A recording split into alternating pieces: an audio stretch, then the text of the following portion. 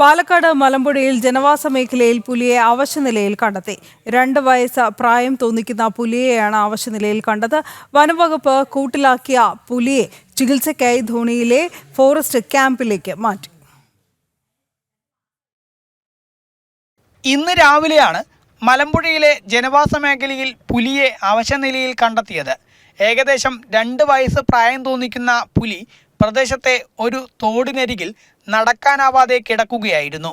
രാവിലെ ഒരു 7:30 മണിയോടുകൂടിയാണ് ഈ മെസ്സേജ് കിട്ടുന്നത്. ജനങ്ങൾ അങ്ങോട്ട് പോകണമെന്ന് പറഞ്ഞ് എന്താണെന്ന് പറഞ്ഞ് ഞാനും പോയി നോക്കുമ്പോഴാണ് സംഭവം ഇതിന് അടിപെട്ടിട്ടുണ്ട്. ഏകദേശം റോട്ടിൽ നിന്ന് ഒരു 100-150 മീറ്റർ മാറി കിഴക്ക് വശത്താണ് ഈ സാധനം കിടക്കേണ്ടത്. ജനങ്ങളൊക്കെ പെട്ടെന്ന് എല്ലാവരും കൂടെ വന്നു, കുറേ ആളുകളൊക്കെ വന്നു. അത് നോക്കി ഉടനെ തന്നെ ഫോറസ്റ്റിന് വിവരം അറിയിച്ചു. ഫോറസ്റ്റുകാർ വന്നു, അവരുടെ അടുത്ത് കാര്യങ്ങൾ പറഞ്ഞ് മനസ്സിലാക്കി കൊടുത്തിട്ടുണ്ട്. ഇതാണ് ഇവിടെ രാവിലെ സംഭവിച്ചത്. പുലി സ്ഥിരമായിട്ട് പുലിയുണ്ട്. അത് ഒന്നല്ല, ഒരുപാട് പുലികളുണ്ട്. പല പ്രാവശ്യം ഞങ്ങൾക്ക് തന്നെ അനുഭവമുണ്ട്.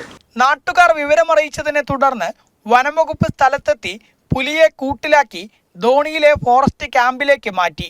പുലിയുടെ ആരോഗ്യനില മോശമാണെന്നും ഡോക്ടറെത്തി പരിശോധിച്ചാൽ മാത്രമേ കൂടുതൽ കാര്യങ്ങൾ വ്യക്തമാവുകയുള്ളൂ എന്നും വനംവകുപ്പ് പറഞ്ഞു. ചെറിയൊരു മൂവ്മെന്റിന് ചെറിയൊരു വിഷയം ഉണ്ടെന്ന് തോന്നുന്നു. അത് ഡോക്ടർ പരിശോധിച്ചതിന് ശേഷമായിരിക്കും.